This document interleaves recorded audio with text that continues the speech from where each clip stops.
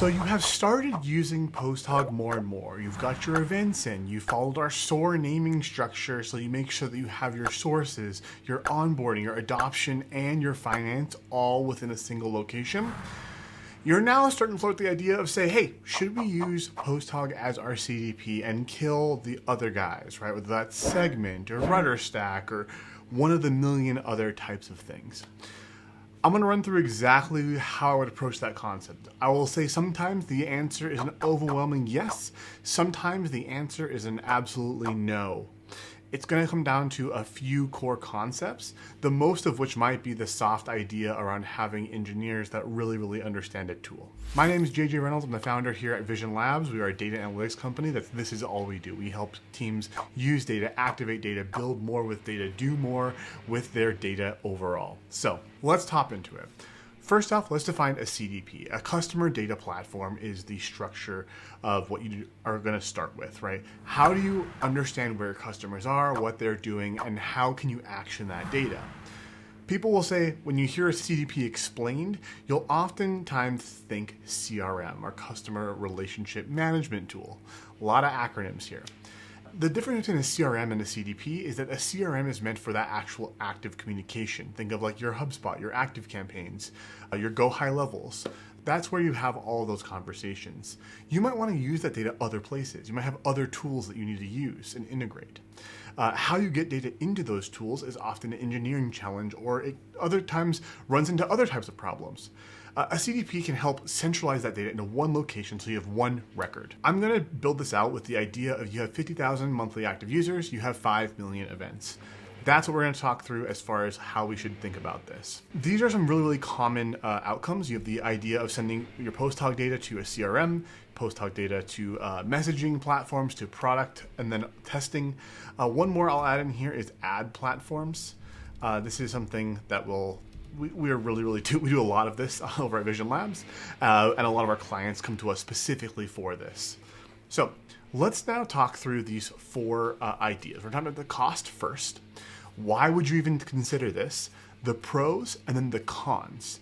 We might even dabble in the how. I don't want to spend too much time in the how, because the how is so specific to how your tech stack is built, how your team has currently integrated everything. On the topic of pricing, let's dive into PostHog first. The beauty of PostHog, I would personally love, is that you have the idea of transparent pricing. It is very straightforward. How you get pricing breaks is you go up in volumes. I'm just going to use product analytics as a thing of identify events. So we said we're going to have 50,000 active users and we're going to have 5 million events. I'm just going to put our worst case scenario up here. We're going to say every single one of our events is a product analytics event, which we should have. We're going to have web analytics, which are anonymous events. Before someone does that, I would say, let's just put this at a nominal 5 million. As events as well. So half of our product is very adopted, a lot of events, maybe we have less on the website, but you get the idea. Right down here, you can see the price, right?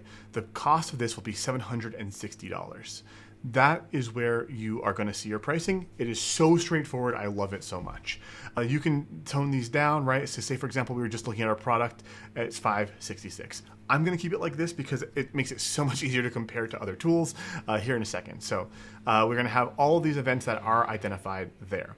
We are then going to look at the other tools. The only other thing I want to look at is the actual data pipelines, because that's what a lot of CDPs do, right? That's what the Segments, the Rudderstacks, they really like to say that that's what they do the most. So here's where you get to say how many times are real-time triggers going to be utilized. This is very hard to say. Is it every single time someone does something? Is it every action? Is it every conversion event? What I like to say normally is, like, let's just say every conversion event. So if you have 50,000 active users, let's say you have a 10% churn, that's 5,000 right there. You're still within the free thing. You're 5,000 new members. So you have double that, 4 times that. I'm just going to put this here at 50,000, that we're going to have 50,000 destinations of either conversion events. We're going to have sync things there. All of those will be included, and here it's $21, right? So you're up here at $587 at your total volume right there.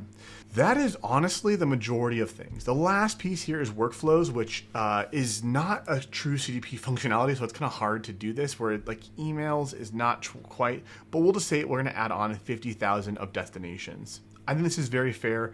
Our pricing total now is $615. That is what I see. Like, I think that's very fair. The only time that I would see this really change a lot is if you are using or if you have a ton of traffic. If you're a site that adopts lots and millions of users every single month that are just exploring your content that are not part of your app, that is where your pricing would be different. But if this is your stats, I would say that this is well within the realm of possibility of sub $1,000 per month, and this is where you'll be. Now, how do we compare this to others? So let's first compare to Rudderstack. Talking about pricing, let's first compare to Segment. I have seen teams enterprise and small using Segment as their CDP. They have got to have the most confusing pricing on the possible internet. I would not use them just because of their pricing model. Basically, they have these two different types of things, which is like the customer data pipeline and customer data platform. To figure out the actual pricing is next to impossible. 1,000 visitors a month, and then it starts at 120 for 10,000 visitors per month. But then there's no actual like tiered pricing here. So it's really hard. What I will tell you is that it is usually a lot of money that it will cost for the majority of people. They like to also rename things and call them something different. And so it's very hard to give you a detailed pricing. I will say we have customers that pay on average like 2 to 5K per month for their segment bill. They are on the bigger side of things, but that's kind of what it is. A quick interruption. I want to invite you to book a call. I know that's crazy. Go to visionlabs.com/thehog. We have a sweet deal where we get access to your PostHog. We understand what's happening. And then we say, hey, here's what it's like to work with us. It is a pitch. It is helpful. It is an audit. It's all in one simple call over a span of a week where we get access, we run our audit, and we can see how things are working and not working depending on where you're trying to go with the business. There is a requirement that you either have to be funded or have at least $1 million in annual recurring revenue. So just keep that in mind. But again, I'd look forward to chatting with you. Currently, I talk to everyone who comes through the Hog because I know people like you are watching on YouTube, and it's super helpful to understand what your problems are. One big benefit of Segment, though, is that they do price based off of monthly active users. You can ram event volume through Segment and they will usually not care too much. It's just off of the unique identifiers and making sure that you have those unique identifiers in place. So that's just what it is there. We then have Rudderstack. So Rudderstack is really cool because their pricing is usually pretty close. Like, so here, starter, I already have it set to 7 million events, which is like some extra. We now have our $990 a month, which is right within the realm of PostHog. A little bit more expensive, but it's usually about the same. There are some more features within PostHog that are not even included here, like session replays and things like that. But just keep that in mind. $990 for 7 million events, and I believe it just doubles for growth. I'm not 100% sure. I'm sure that they'll hate that, but I believe that's what the pricing is there. That's what we're looking at. So Rudderstack, within the realm of possibility of comparison. Segment, I would just say it's more expensive, and it's really hard to tell you exactly how that works. So hopefully now for the pricing, you at least have an understanding of how to do that. Around what you're going to use that for is the destinations and the events that are synced to those platforms. Let's talk about the why, right? I think the biggest benefit of the why is if you get your event normalization into PostHog using the methodology that we use with our clients. I've shared that before. It makes it so much easier to use this data in every possible place. You have a single schema that you can use. You have actions that you can use to then trigger things if you'd like to, that are historic events if you'd like them. And you can then use that data within PostHog to make decisions in one spot. There you go. I think those are the reasons why. Other tools will allow you to bolt on something else. So again, this is not a fair comparison for a true CDP because PostHog gives you other things out of the box that you'd have to use an amplitude or something else in conjunction with Segment or Rudderstack as the kind of incumbents here. Let's now go through the pros and cons, and then I'm going to show you a demo of this in actual action using our Vision Labs account. The pros, everything in one spot. That's the pro. The con is that you're going to have a lot of things that are in beta or alpha mode in PostHog. It's just not been around long enough, and their teams are building out new reliable connections all the time. The other con I will say is that some of their connections will fail inexplicably, and they will fail and then not tell you exactly why. Or they will tell you why and it's a weird reason. I'll talk about that more in a second. So there's our pros and cons. Now let's just go into the how. So I'm going to hop in here to our PostHog destiny, our PostHog instance that we use for our site. If you hop into the data pipeline step, once you've ingested all your data correctly, we'll talk about that in a second. You can then look in here and go to your destinations. These are what most people that we work with have by default. We have Slack, right? So that's using Slack destinations to send a notification when something does happen. Usually it's based off of errors or new business. Everyone loves new business Slack channels. You don't do much with them there, but they are there. We then like to use the BigQuery destinations here if you are a smaller business. That way you can have a real-time sync of all your raw data in BigQuery based off the session, the person, and the event. Really, really helpful. Helps you QA things. And then also if you are a BigQuery power user, you can kind of compare it there to other tools. We then have the meta conversions. This is the first one that is an actual data pipeline that is meant for the sake of what a CDP would do. So I'm going to pull up a new destination here. I'll show you what this looks like. The most seamless one is HubSpot. Let me pull up HubSpot here. HubSpot's really cool because you can have a new contact triggered whenever it happens. So here we go.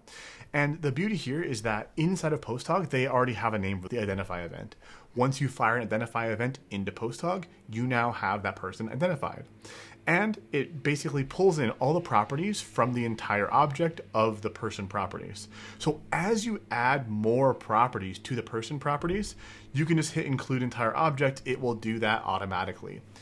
So if you have zip code, name, any type of attributes attached to that person, they will be updated to that HubSpot PostHog instance. It's super awesome. You can have this run every time or have it run once per interval, usually run every time. So every new contact, you're going to be adding that as your costs, right? So think of that really quickly. Then we're going to get out of this. Let's just go back. And we're going to go back into HubSpot as another example here. And we're going to use as events. So here, once you have your events, you can then decide which events you want to use, right? So you can have other types of events here if you want to just match your events. Another thing that really is helpful is like if you add a filter in. So say, for example, you would like to have whenever a lead has an impression, right? For us when they see a lead magnet, we want to only include specific ones. You can then add in the event metadata, or if you want to use the event properties of which event it was or which page they were on when that happened. You can add filters there. People don't think about that too often, but just keep that in mind. Here you can see what would happen, right? If we were to do this and we got rid of the page views, because page views you don't want to sync ever. So it would have fired 177 times, meaning 177 people saw our lead magnets over the last 7 days. And then you get to choose what you want to call your event. Do you want to name it the exact same thing? Do you want to call it something different? And because of how this is actually set up, if we were to keep this and publish this right here, we can actually name these data destinations. And because we're charged on events only, we don't have to pay for more connections. So you can connect to HubSpot and have several pipelines to HubSpot enabled, and you don't have to worry about billing more as long as it makes sense to you. So you can have all of them here and use regex to kind of create a new event name, but it is very, very straightforward to do so, and you can keep things really, really easily there. I will show you the idea of using PostHog. So let me PostHog for your conversion actions. So I'm going to show you our one that we currently have set up. So right now we have a meta conversions API that is sent for whenever someone registers for a workshop. Now let me show you the kind of dynamic ability of PostHog. This is really, really fun. I'm going to pull it up and we're going to diagram it out together. How this works for us is like this. Is if you went to register for one of our workshops, you go to a page. So we go to visionlabs.com/PostHog workshop, right? Which is like a, hey, we'll teach you for 30 minutes. And then there's a small pitch to why you should work with us to fill out the contact form. There are other options. You could just be on our email list and you can click a button. But I want to make sure we send all these events over to Meta, for example. And so what we are actually doing is we are using PostHog. Let me grab our little hedgehog here.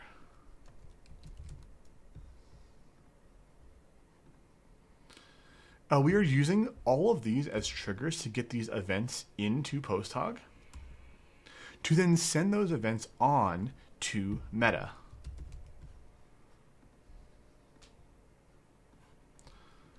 And so what we've done here is that we are actually capturing this information on the website, but then also on the email list.